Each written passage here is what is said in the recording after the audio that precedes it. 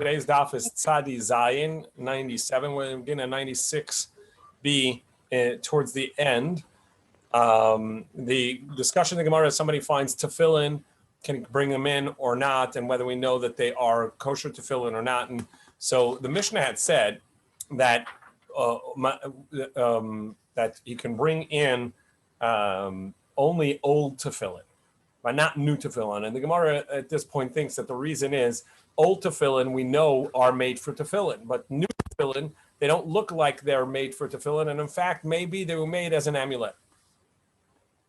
However, in the brisa that the Gemara brought from Rabbi Meir and Rabbi Yehuda, which we use to prove that Rabbi Meir is of the opinion that tefillin is a mitzvah on Shabbos as well, and therefore not a time-bound mitzvah, and men and women are equally obligated in tefillin. So in that brisa, they made a distinction between Rabbi Yehuda holds that only old and not new, and Rabbi Meir says old and new you're going to bring. Now the Gemara is going to challenge that by bringing this halacha in regards to techeles. Techeles was the blue dyed wool that had a specific dye was meant to be used from the chilazon, and if you and it was expensive, and if you find it in the street, you don't know whether this is the real techeles, and even if it's the real techeles, if it was made with the intent of the mitzvah of tzitzis or not. And as the halacha is, in order to know that it was done correctly, it had to be done correctly in that if it was just a test piece of wool, where they would have the combed wool, they would test the dye to make sure it was cooked correctly and made correctly. They would put it on a patch of wool just as a sample, and that would not be kosher. It had to be done with the intent of the mitzvah. So if you just find a whole bunch of wool in the street that has the techeles dye, you don't know whether it's going to be kosher or not. So Amar Rabbi Loza. Rabbi Loza says, somebody finds techeles, blue dyed wool, in the marketplace. L'shonos, if he finds whole patches of wool, psulos, it's going to be invalid.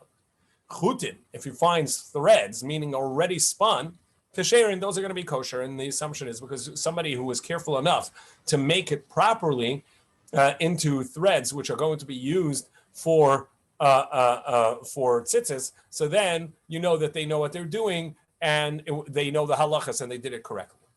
Ma'ishna l'shenis. The Gemara says, what's the distinction? Why are patches of wool now good? The Amar Adata, the Glimitz of Inu, because maybe he just made it for a garment, for a nice cloak, but not specifically for mitzvah of tzitzis. Chutenami name Adata Glimitz of Inu. So you can say the same for the threads. The Gemara says b'shazurin. They're not only made into threads, but they're also spun and twisted into tzitzis. So our tzitzis are not only threads, but then the multiple threads are twisted together into a thicker thread, and that it was already done. It was twined. So Gemara says, so what? Shizura nami name adaita the sifta the glima aifinu. Maybe he twined them that way as well into because they would use that as fringes at the end of a garment. B'muv sakin. No, they would cut down to size of tzitzis, so you see that they were made for tzitzis and not for a garment. In any case, the kula hai vadai loitarchi inchi. A person wouldn't go to this length of dyeing the wool and spinning it and twisting it into a thicker thread and cutting it down to size of tzitzis if it wasn't kosher for tzitzis. So therefore, we can assume that they were made kosher for tzitzis. Amar Rava v'chiyadam terech lasses kamei kamin tefillin. So Rava challenged, in our case, what are we concerned about by tefillin? Just as over there by the threads, we say that nobody's going to make the threads in a manner that is going to go through the trouble of making it look like tzitzis when it's not kosher. So too by tefillin, a person is going to make tefillin in a manner that it looks like tefillin, but it's really like an amulet. Will somebody do that? So why did we learn that it's pater By you don't have to bring in the tefillin that are new because you can assume that they are not done correctly, that they may have been done for a kameah. So Elamai, what you see is that even though that we have reason to assume that somebody's not going to go through the trouble, nevertheless, you don't know for sure it's kosher, and the tefillin are not going to, and you don't have to bring the tefillin in. You can leave them out there because you can assume that they were not done, they're not kosher tefillin. So too by the threads. Amar Rabbi Zera la'ava berei. Rabbi Zera said to his son Ava, Puk tani luhu, go out and teach. If somebody finds blue dyed wool, if it's just the patches of wool, it's going to be invalid for tzitzis. However, if you find cut threads, like we just explained, it's going to be valid. Because a person wouldn't go through the trouble of making this if it wasn't kosher. Amar Rava Mishum Natani la Ava Berei the Rabbi Zera Kipi Talila. Just because Ava Berei the Rabbi Zera, just because Ava the son of Rabbi Zera taught this, doesn't mean that it has jewels on it. In other words, it's correct, it's beautiful. Vatanan we learned, but our Mishnah says that new tefillin you can't bring in on Shabbos. You don't bring in on Shabbos. Only old tefillin. Why? Because maybe it was made as an amulet, but it's difficult to make tefillin, and yet we're concerned that they weren't done correctly. So for sure, by techelas threads, Ela marava tarach v'loy tarach tanai. So rather, Rava says this question of whether we can assume that since it was trouble, that therefore whoever did it correctly or not, is actually a machlokas tanaim. The Tanya we learned.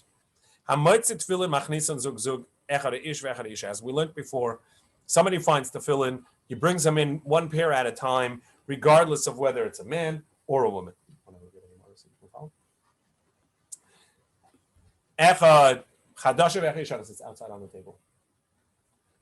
Echad chadasha v'echad yeshanis, regardless of whether they are old or new. So you see, Rabbi Meir says that even a new pair of tefillin, we don't assume that they are an amulet. You can bring them in because because obviously whoever took did so is obviously not going to work just for an amulet. So it must be that it's kosher tefillin. And now we're on Sadei Zayin Amud Aleph 97a at the top. Rabbi Yehuda says no. B'chadashis they're not going to be. You're not going to bring them in on account of that. Maybe they are an amulet. However, he says that old ones you do bring in. Alma Marasavar Tarachinish or Marasavar Tarachinish. So we see that Rabbi Meir says that a person would not go through the difficulty of making tefillin just for an amulet. So if you find tefillin, you can assume it's kosher. And so too, we would say the same for the techelas. And Rabbi Yehuda says no, that since it doesn't look like it's been worn for tefillin, so too the threads don't look like they were used for tzitzis. You may not assume that they are kosher. Shitzi Atzvi Simon. There's a mnemonic here that we don't know what it means. However, now we have a teaching of the father of Shmuel that it actually says that the meaning of new and old tefillin is not like we understood. Not because it looks like an amulet because it's a new pair of tefillin, but rather these new tefillin actually have ritzuas. They have the straps like tefillin, but the straps don't have the knots in correctly like they're supposed to be. And so the reason is not because it may be an amulet and it may be not made for tefillin, but rather since it doesn't have the knot on it, so how are you going to wear it without the knot? You can only wear it with the knot, and to make the knot is a problem on Shabbos. It's prohibition of kesher. You're making a permanent knot. What does it mean? Old tefillin, anything that has the straps and it's tied. So what does it mean? New tefillin, it means it has the straps in it, but they have not been made into the knots in order to wear it. So therefore, it has nothing to do with what we first thought or what Rava thought, that the reason of the Mishnah was because they look like that maybe they were made for an amulet and therefore the same by the blue thread. you see that when we can't assume that they were made kosher just because somebody went through the trouble. He says, no, that has nothing to do with it. Our Mishnah is not that the conversation. As a father of Shmuel or Rabbi Yitzchak said, the reason is because it's new tefillin and doesn't have the straps tied. And therefore we can assume the kuli alma letarach inish that a person would not go through the trouble of making tefillin correctly, or a person would not go through the trouble of making threads of tzitzis correctly if they weren't kosher. And so we have a right to assume if you find the threads, they are kosher. Now back to our discussion. So in our question about the tefillin that are not tied, let him just make a bow, and he can wear it that way. It won't be the correct knot of tefillin, but he can wear it that way. So you see that an aniva is going to be, a bow is not going to be a correct knot for tefillin. Abaya says, no, maybe even if you say it's a kosher knot. But he says, Rabbi Yehuda says you can't bring in new tefillin because he says that the making a bow is also considered making a knot. And one of the 39 malachas, the principal prohibitions of Shabbos, is making a knot. And so if he's going to make a bow with these leather straps, that's going to count as a knot according to Rabbi Yehuda, and that's why he can't knot them or even bow them on Shabbos. And so he's going to, that's why he says new tefillin, meaning the ones that don't have the knot and you can't wear it, you cannot bring them in. Only the old ones you can bring in. So what you're saying is that the problem is that this is a real knot when you make a bow. And if not for that, you would say that he's allowed to make a bow and wear it and carrying it. In the name of Rav, Rabbi Yehuda, when the son of Shmuel Bar Shela said that kesher shel tefillin halacha Moshe Sinai, that the knot of tefillin exactly where the way it needs to be, with the dalid knot on the knot on the head tefillin, which turns out to be a dalid shape, and the knot at the arm tefillin, which has a yud, and as Rashi says also the shin. These are halacha Moshe Sinai. These come from Sinai. These are a biblical obligation as a tradition from Sinai through Moshe. Va'amar Rav Nachman, v'nevein and labar, and also that the beauty has to be on the outside, meaning that you have to have the black color and the nice part of the tefillin on the outside, and the letters formation, meaning the knot has to be on the outside. In any case. So you can't just make a bow. So the Gemara says that he makes the bow to look like the tefillin knot.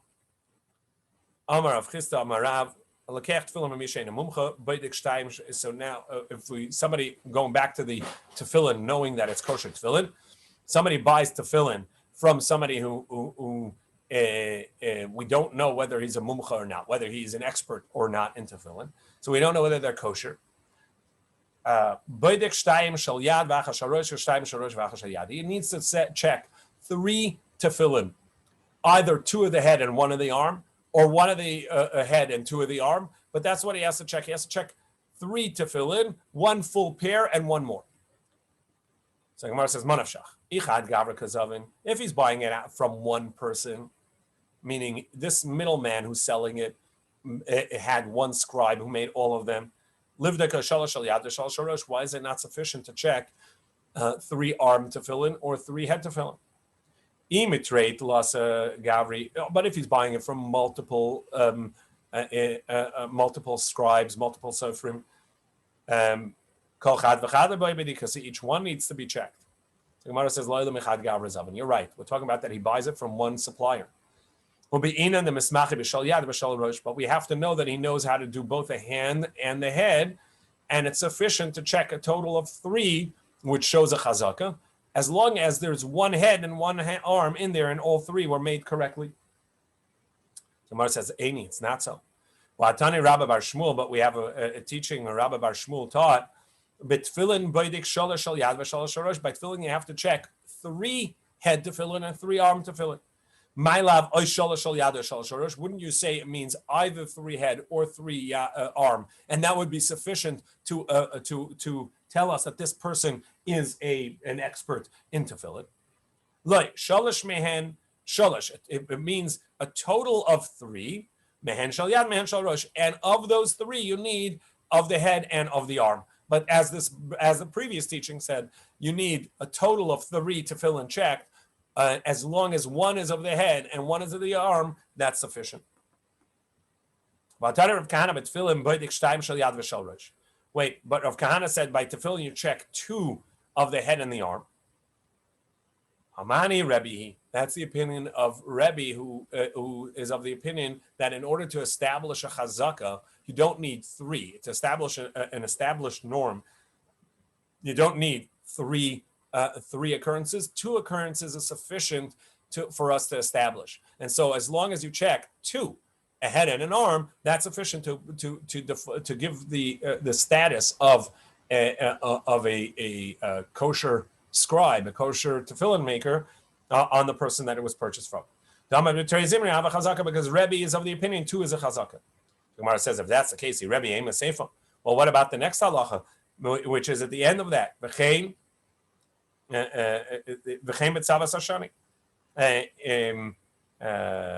If there are piles, the second pile is also going to be that way, and every pile, every bundle, let's call it, of tefillin, and so too by the third pile. Now, the Rebbe shlishi mi. Why would he say that you need to check 3 piles in order to establish a norm that he has, that with 3 he is a trustworthy tefillin maker? He holds 2 is enough. So the Gemara says, because by bundles of tefillin, by piles of tefillin, we can assume that he bought them from different sellers. And therefore, you cannot say that if I checked bundle A, that bundle B is kosher, because maybe that came from a different seller. And if I checked A and B, C also may not be kosher, because they may come from a different supplier.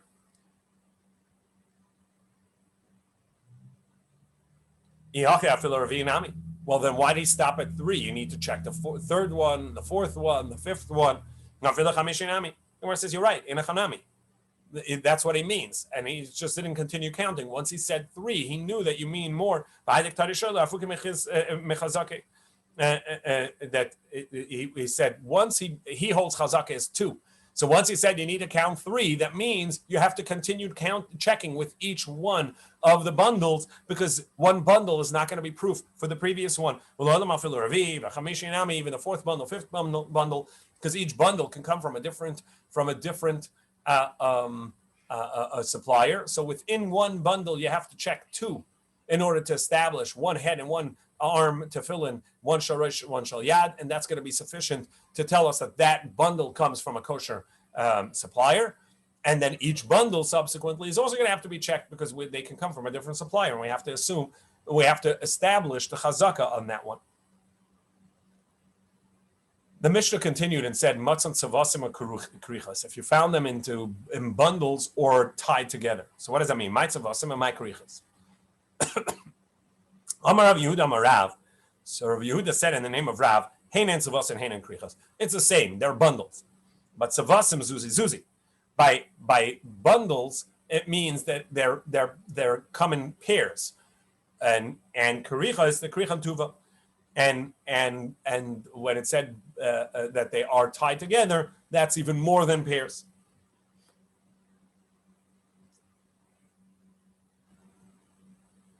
The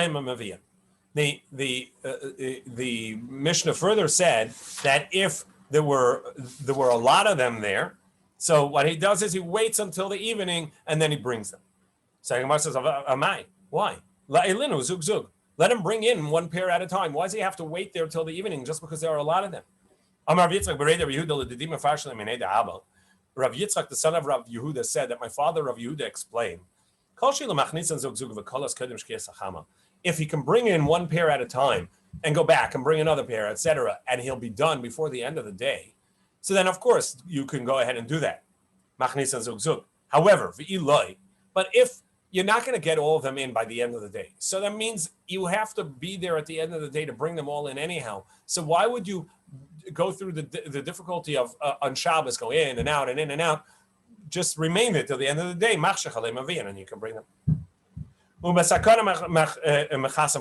And by a danger, then you cover them and you go. Now, what kind of danger are we talking about? We're going to see in the Gemara there were multiple dangers. It could be a danger, meaning it's just a dangerous neighborhood. Maybe there would be bandits there. So if you hang around, you're open to assault. Or are we talking about a danger where it's dangerous to have tefillin? Or wear tefillin, as the Romans had a prohibition on wearing tefillin, or is it some other danger? What's the danger? So the Gemara says, "Vatani." We have a brisa that says, "Ubesakana," and if it's dangerous, you can bring them in instead of wearing them and going in and out. What you're going to do is you just carry it less than 4 amos in each time. So you're going to carry them all the way back to town, but instead of carrying it in one go, since that would be a Torah prohibition of carrying in a public domain 4 amos, you're going to carry them less than 4 amos. Let's say 4 amos is 6 feet. You're going to walk 5 feet, stop. So that's as if you put it down. And we know in order to transgress the Torah prohibition of carrying, you have to pick something up from its place, carry it 4 amos or more, and then put it down. And so this person who stops after within the 4 amos has not done the complete transgression, because every time he stops, it's as if he puts it down. And then when he moves, it's as if he uproots it and carries it again. And so each time he's done less than the requisite amount of 4 amos. And so that's the way to bring it in on account of the danger. Amar Rav leikashi, because sakanas listim. It depends what the danger is. So at this point, the Gemara thinks that the danger of from a non-Jew is that he's going to destroy the tefillin. He's going to make light of the tefillin and destroy it. So you can't leave it there. So you have to bring it in. And the other is the danger of a threat of theft, or that maybe you're going to be attacked by bandits. So they're not going to do anything to the tefillin. They're not going to. So you're safe leaving the tefillin there. It's just that you yourself got to get out of there, because otherwise you're in the danger. Amalei Abaye. So Abaye said, and now we turn to 97b. Amalei Abaye b'mayakim tilamasnitim b'sakanas evikachavim. What you're saying that our Mishnah is talking about, that there's just a danger of someone who's going to a non-Jew there, and he's going to destroy the tefillin. Aim a safer look at the end. And so why did Rabbi Shimon then say that you can bring them in by handing them over to other people? Rabbi Shimon, you can hand it to one person and that person to another, and then by handoffs without moving your feet, so you're not actually transgressing of carrying 4 amos. That's the way Rabbi Shimon says to bring it in. But why? If you just explain that there's no danger of the tefillin being destroyed by the thieves, they're just coming after people. So why did Rabbi Shimon say that you're allowed to bring him in?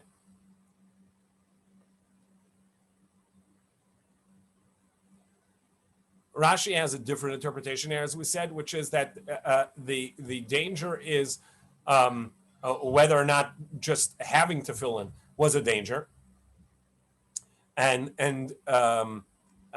therefore you have to just cover it and go on, because if you actually are caught with it, that in and of itself is a danger. And the danger of theft is where there's a danger to the tefillin itself, and that's why he would bring them in. So the question is, so according to Rabbi Shimon, it's even worse if he's bringing them in, if they're handing them off. Kolshkin, the Av Shemilsa, it's even more difficult. So Gemara says, indeed, the Mishnah is missing, and this is what it means to say.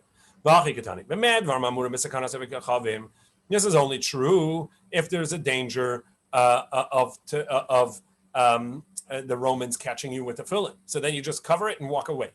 Avabasakanas list them, but if the danger is just that you're in danger that there may be thieves, and they don't care about the tefillin, but they may come after you, so then just hand them off and bring them in, and continue on your way to bring them into town. You bring it less than 4 amos, or you bring them in by handing off. Now the machlokas, as we're going to see, is which is a worse form of transgression, which that we're going to try to avoid, even on behalf of tefillin. So we have 2 ways of carrying something without completely transgressing. So it's definitely not the right thing to do. But in the case of a need such as the tefillin, we're going to bring them in. But there are 2 ways of doing it. You can either one person bring it step by step, but stop within 4 amos. So this way he hasn't fully transgressed, or hand them off from one person to another. So you're involving multiple people by passing it and bringing them in. So Rabbi Shimon Palgi. So what's the basis of the machlokas? The first opinion says one person themselves carrying it and stopping every bit is better than handing him off. Because if you hand them off one person to the other, it's a disgrace to Shabbos, because so many people are involved and people hear about the breaking of Shabbos. And the other says, no, it's better to hand them off. Because if you say that, no, just walk less than 6 feet, less than 4 amos and stop, and then each stop, the person may make a mistake and forget and just take one extra step, and he's transgressed the Torah prohibition. He may end up carrying 4 amos in a public domain. And also, he can bring his son in that way. So Gemara says, what's his son doing there? So the Bnei Menashe Tanya, so in the Academy of Menashe, they taught that this is talking about a child that was born out in the field. His mother gave birth to him out in the field. So the Gemara says, so what does it mean even if there's 100? Rabbi Shimon is of the opinion it's better to hand off rather than carry it and stop. Even if it means 100 people are going to handle the baby, which is not so good, it is still better than doing the walking and stopping, according to Rabbi Shimon. Rabbi Yehuda says similarly that a person can hand off a barrel from one person to the other this way, and even if it's going to end up going outside of the Tchum. And here, in order to explain this, we're going to have to get into a discussion about Tchum, which we haven't done for a while, so just a recap. We know the halacha is that a person can only travel outside of their dwelling place, whether it's an individual place, your tent, wherever you made Shabbos, or your city, outside of the city. You can only go 2,000 amma. Not only you, but all of your possessions as well, wherever they were or you were at the onset of Shabbos, that's the space for Shabbos, and they can't go beyond the 2,000 amma. Now, that would mean if I were if I had eggs and flour and so on, and this is the same for Yantif, and a friend of mine who lives in the next village needs to cook, and so they come to borrow some food. They are within 2,000 amma, so they come and they borrow eggs and water and salt or whatever and flour, and they make themselves a little something. That food cannot travel 1 amma past their house because it's 2,000 amma. However, Rabbi Meir says the water is not so. So what happens is if they come to me for the flour and they go to someone from the other side for the water, now this food can't go anywhere because according to the other opinion, the water came from 2,000 amma to the east and the flour came from 2,000 amma to the west. So now the bread must remain where it's baked and cooked and made, and it cannot leave that house at all because it can't go to the east because the flour came from the west, and it can't go to the west because the water came from the east. To which Rabbi Yehuda says, no, we don't count the water. Water, just like flowing river, the water doesn't have a kinyan shvisa, it doesn't have a space for Shabbos, and the water can go wherever it is. So Gemara says, does Rabbi Yehuda not follow the opinion that says that every item follows its owner, and therefore wherever the owner is on Shabbos, that's where the item must remain in that tachum. Behema, animals, vakelim, and vessels, karagle abalim, they all follow its owner's space. Amar Reish Lakish Mishum Levi Saba. Reish Lakish said in the name of Levi the elder,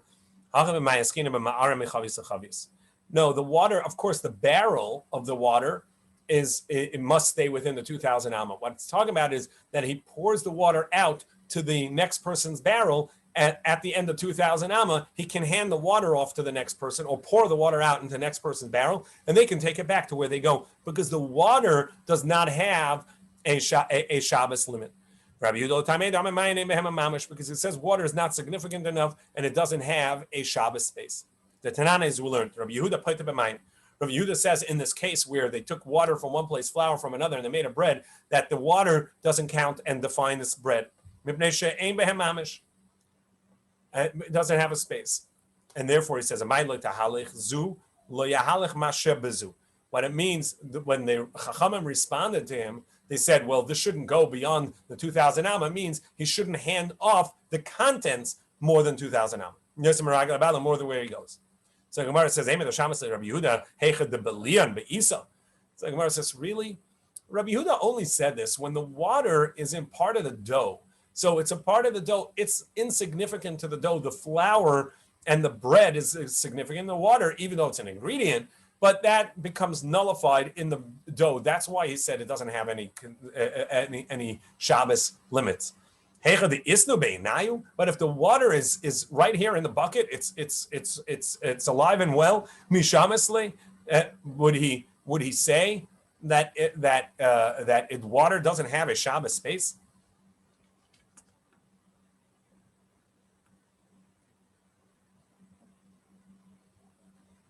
In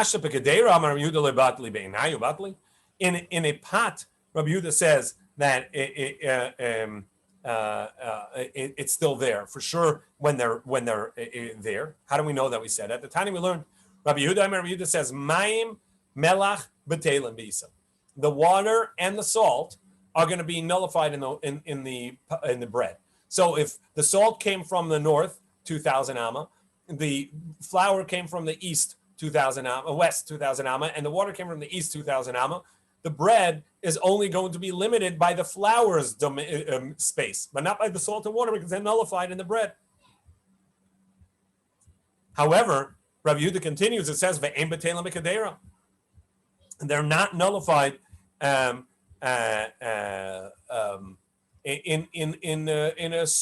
a pot of soup, because the moisture of the water in the food is going to be recognizable. Elam Rava, so rather Rava said, or Rava in some texts, what's going on is that the water at the onset of Shabbos actually were not in any domain.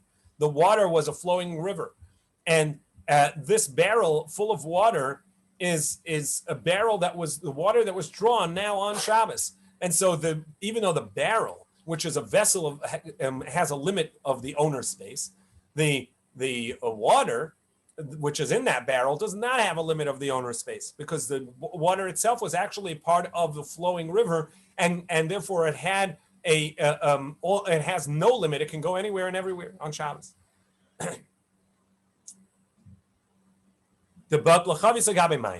And therefore the barrel itself also doesn't have a limit. And so we're going to retract, and we're not going to say that they empty the contents of his barrel to another person outside the 2,000 amma. But rather, Rabbi Yehuda is of the opinion that the barrel itself can even though that when the barrel was empty, it had a limit of the 2,000 amma of its owner. However, now that the water that is in there, the barrel lost its own entity, its own existence, and it exists only as a function of carrying the water. It is batil, it is nullified to the water itself, and it carries the halachic status of the water. And the Gemara is going to say we're going to see a similar idea in regards to carrying in general. The Gemara in Shabbos tells us, or the Mishnah in Shabbos tells us, that every item has a minimum in order to transgress carrying it. And that minimum has to be filled by the item itself. So food has a grogeres. So let's say if you're carrying a crumb, that's not going to count carrying. You have to carry a certain amount. So let's say you carry a loaf of bread, and you carry that loaf of bread on a tray. That tray is not something you're carrying. You're carrying the bread. The tray is simply servicing the bread, which is your primary item that you're carrying. And this has halachic ramifications, because if my bread is smaller, or my piece of bread is smaller than the requisite amount, I have not transgressed carrying, because the food is what I'm trying to carry, and the food is less than the requisite amount, and the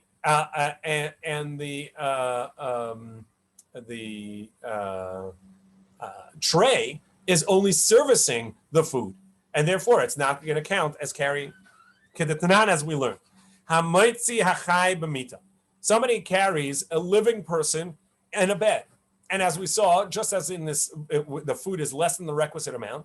A living person, when you carry a living person, that's not going to be a Torah transgression of carrying, even though you're not allowed to. But it's not going to be a Torah transgression because achai noseh atzma. We say that a living person carries his own weight, and now you carry this person in a bed.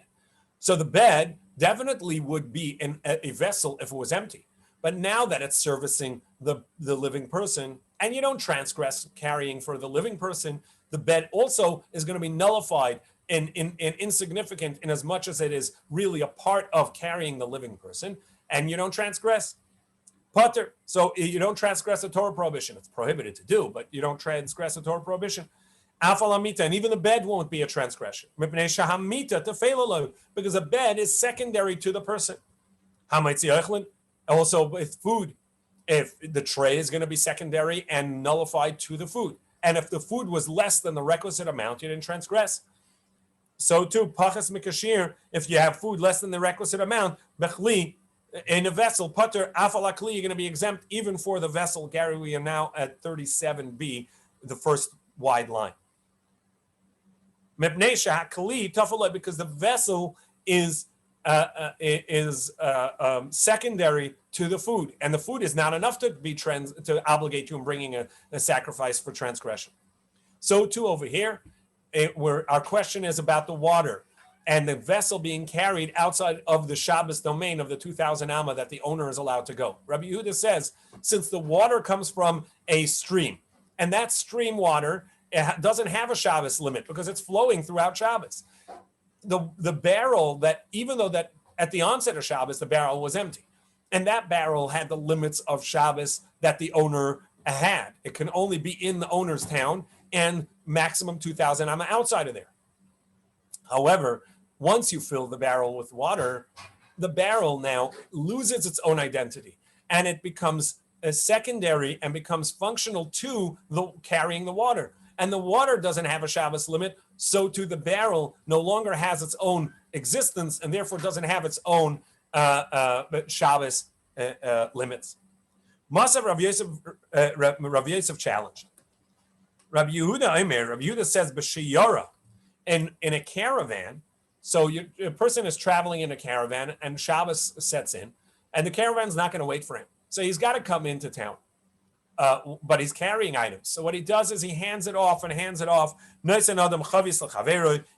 barrel off to a friend, the next person to another friend, and back and forth. And this way, nobody has carried it the 4 almas in a public domain. Each person itself is going to carry only hand it off to the next person, so nobody has transgressed. B'sheyara. So we see Rabbi Yehuda only allows this in a manner where this is going to be a shiyara, a caravan, and you have no choice of just remaining there. But if it's not a caravan, you need to leave it. You need to wait until after Shabbos. Indeed, our Mishnah is talking about when Rabbi Yehuda said you can hand it off. It wasn't just for fun. He's talking about where you must do so because otherwise you're gonna remain behind and outside the caravan, and that's dangerous. Or you're going to leave the item there, and then you're going to lose it. So therefore, you're allowed to hand it off.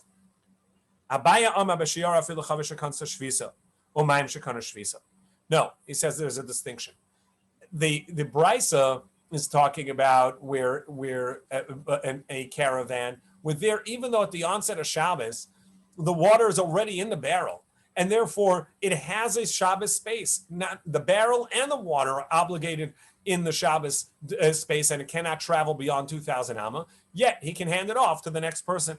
Shalom b'sheyara, but outside of a caravan, which is our Mishnah's case, chavya shekansa shvisa. The scenario is that the barrel itself had a Shabbos domain and was obligated by the owner's Shabbos space.